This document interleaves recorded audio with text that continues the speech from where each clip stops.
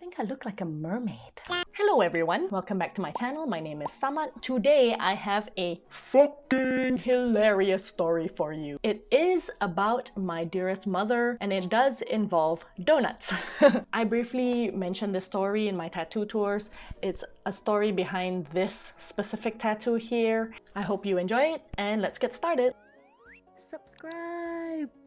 As a living, breathing, surviving adult, I have decided that I can no longer travel with my family. My sister is still alright because we get along quite well, but I will never ever travel with my mother again. She is a nightmare. This story is one of the examples why she's a nightmare, okay? When I was 16 years old, me and my family, we went to Indonesia for holiday. We went to Bandung and then afterwards we went to Jakarta. This story took place in Bandung, Indonesia. While we were in Bandung, we stayed in a hotel. I don't remember which hotel it was, but we stayed in one of those rooms which were connected. So my parents had one room and then there was a door separating that room from me and my sister's room. So it was basically one huge living situation just separated by one connected door. So one evening, my mom was super hungry, but she was too lazy to go out and have dinner. She requested for fast food and she specifically wanted KFC. Fair warning, my mom is one, a KFC fanatic, and two,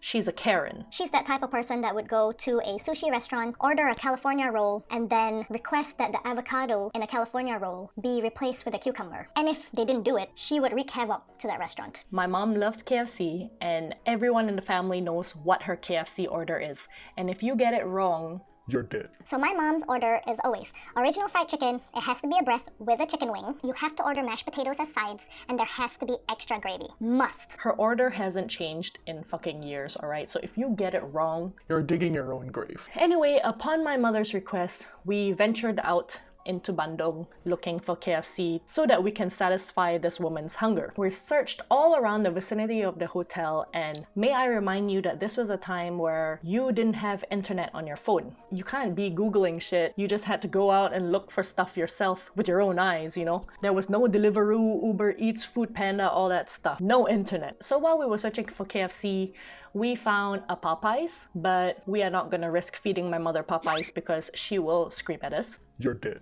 So instead of succumbing to that, we obviously continued searching for KFC. 30 minutes later, still no KFC, but we did come across a Krispy Kreme. And my whole family loves donuts, so we thought, okay, why don't we just get like a box of donuts so that we can have donuts for dessert after the KFC, right? So we did that. We were basically failing at locating a KFC. So me and my sister headed back to the hotel and my dad said that he would just continue for a few more minutes looking for KFC and then he'll head back to the hotel. Okay, cool. Me and my sister headed back to the hotel and then my dad just continued. And then moments later, maybe like 15-30 minutes later, my dad knocks at our door and we let him in and then he says, I can't find KFC, but I did find a sign that says KFC delivery. Why don't we call them up and then we order KFC and then they'll have it delivered to the hotel. Cool. Sounds like a sound plan. Solves everything. Am I right? Well, my mom overhears my dad's voice talking about ordering KFC and she fucking starts banging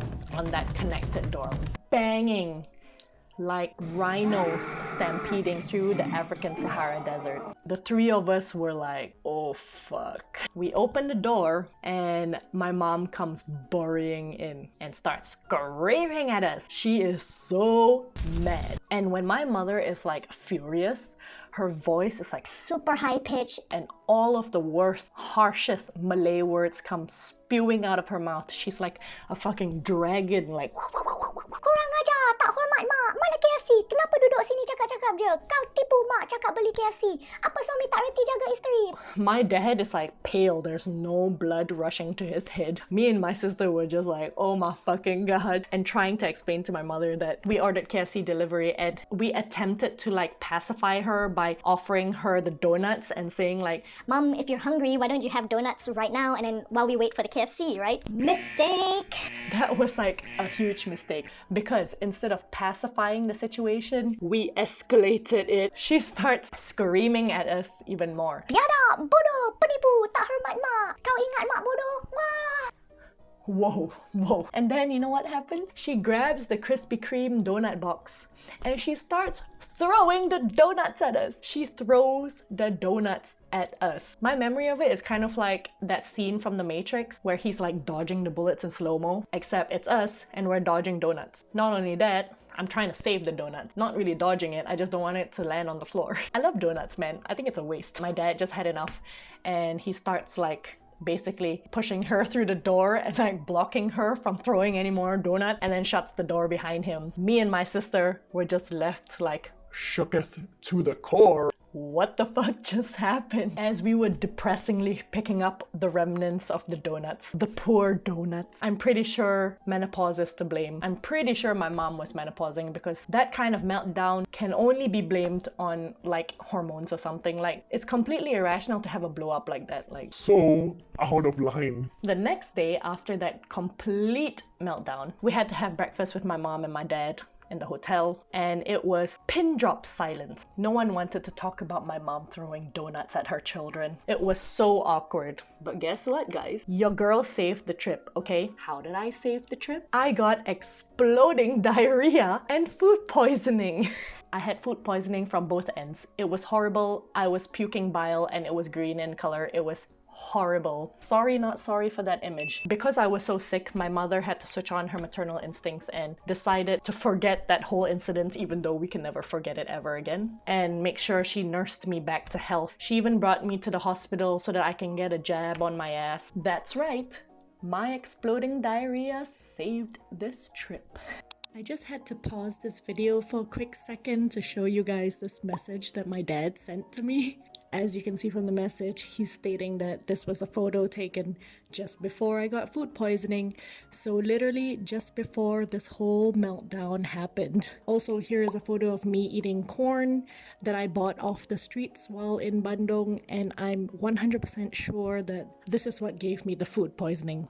I'm 100% sure of it. Anyway, this story became like an inside joke between me and my sister. We have to constantly remind ourselves that this actually happened because it does sound like it's made up, but it wasn't made up. It actually happened. And I always tell this story to my friends because they can never believe how crazy my mom used to be. She's super chill now though. Trust me, my mom has completely mellowed out. Like, she's just chill and relaxed. Maybe she gets angry like once every 6 months. She no longer has like a short fuse like she used to when I was 16 years old. Like, my god. And now me and my sister have matching donut tattoos, just to remind us that my mom threw donuts at us.